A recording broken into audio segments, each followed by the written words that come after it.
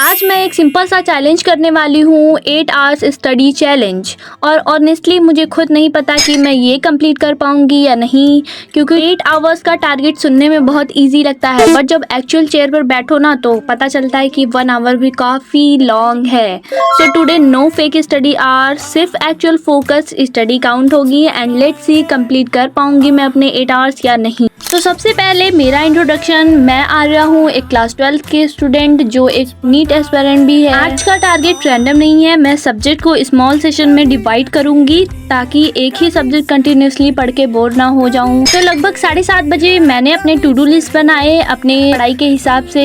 So yes, उसके हिसाब से ये मेरा है टू डू लिस्ट, जिसमें मैं सबसे पहले स्टार्ट करने वाली हूँ फिजिक्स से। गाइस अभी 7:43 हो रहा है एंड मैं लगाने वाली हूँ अलार्म नेक्स्ट 3 आवर का।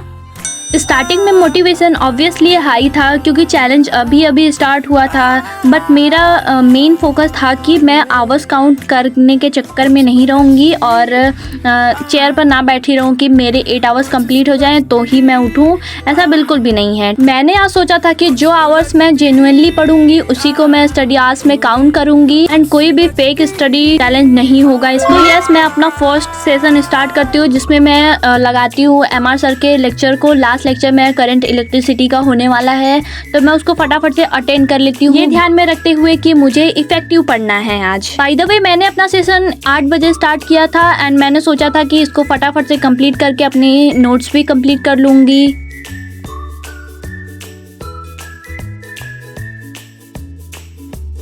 आफ्टर 10 o'clock मैंने अपना ये फाइनली लेक्चर कंप्लीट कर लिया एंड देन मैंने अपने नोट्स बनाए इसी के साथ साथ में।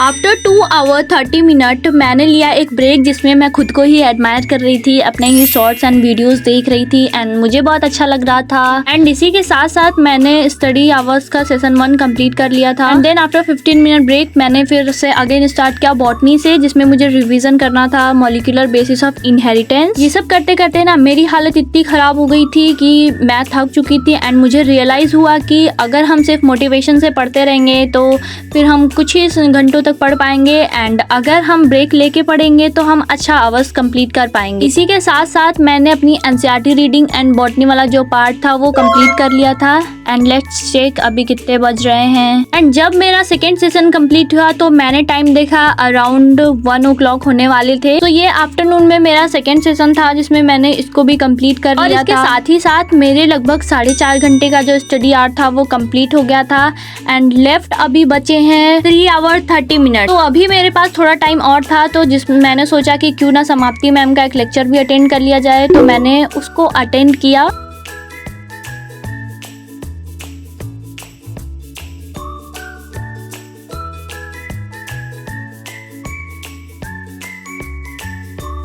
अभी तक मैंने अपना फिजिक्स, बॉटनी एंड जूलॉजी का एक लेक्चर डन कर लिया है एंड अभी बज रहे हैं, आई डोंट नो कितने बज रहे हैं, वेट आई शो यू कितने बज रहे हैं। सो यस, अभी बज रहे हैं दोपहर के 2:30 एंड अभी तक मैंने कितना टास्क कंप्लीट कर लिया let's see and I don't know. अब मैं लेने वाली हूँ थोड़ा 1.5 घंटे का ब्रेक क्योंकि बहुत ज़्यादा हो गया है पढ़ के एंड अब सोच रही हूँ कि थोड़ा कुछ इधर ज़्यादा ब्रेक ले लूँ वरना फिर थोड़ा एग्जॉस्ट हो जाऊँगी तो आगे कर नहीं पाऊँगी।